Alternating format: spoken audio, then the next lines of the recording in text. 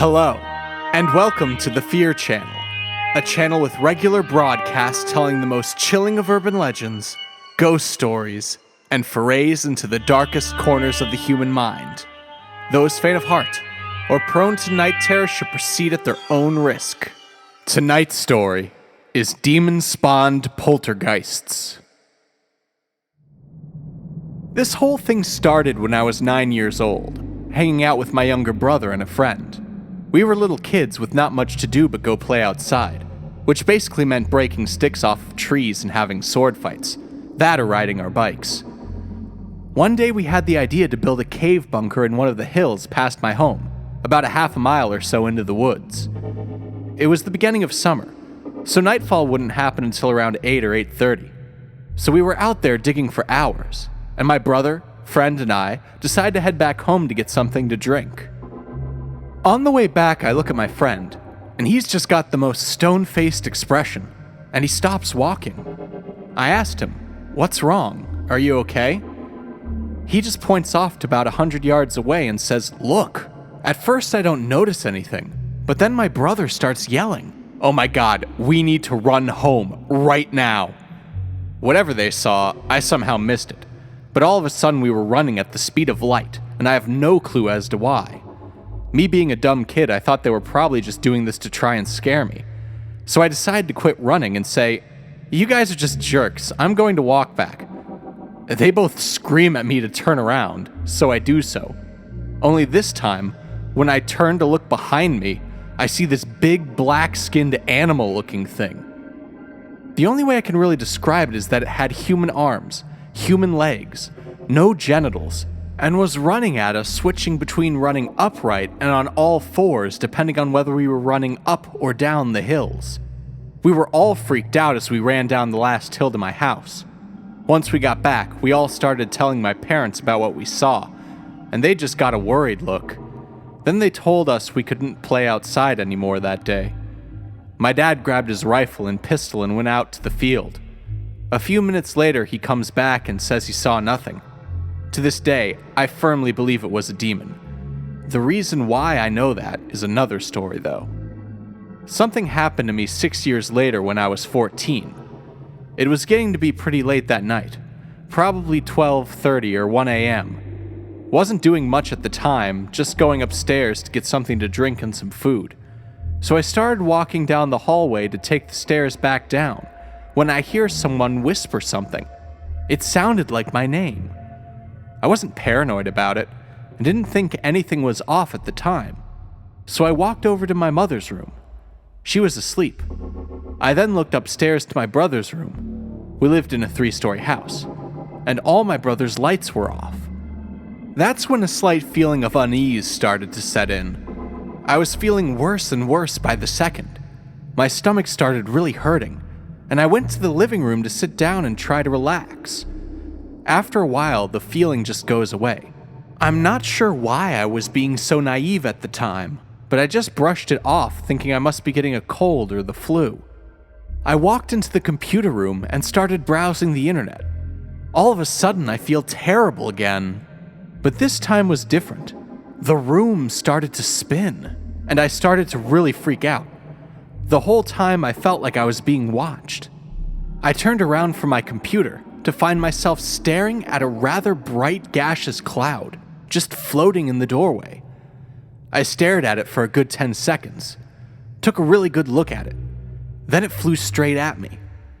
When it was right in front of me, it bolted straight upward, and as it lifted, I felt a huge pressure on my head.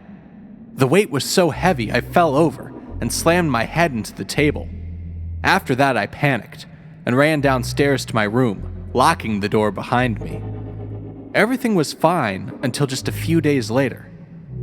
That night, my dad and mom were both working late. My mom owned a catering business and was catering a wedding out at a resort. She said they wouldn't be home until around 12 or 1 a.m. My brother also works the late shift at a terrible job. I'm all alone, so I decided to head into the living room to play some video games, but the TV wouldn't turn on. I wanted to figure out if the remote was dead, and kept pushing the power button like 1,000 times. Then the TV turned on, but only to static, which really wouldn't have mattered to me at the time, except all the power in the house turned off, and then right back on again, just in a few short seconds. That alone just freaked me out more than enough. So I decided to go upstairs and find my dad's pistol, just to make myself feel a little safer.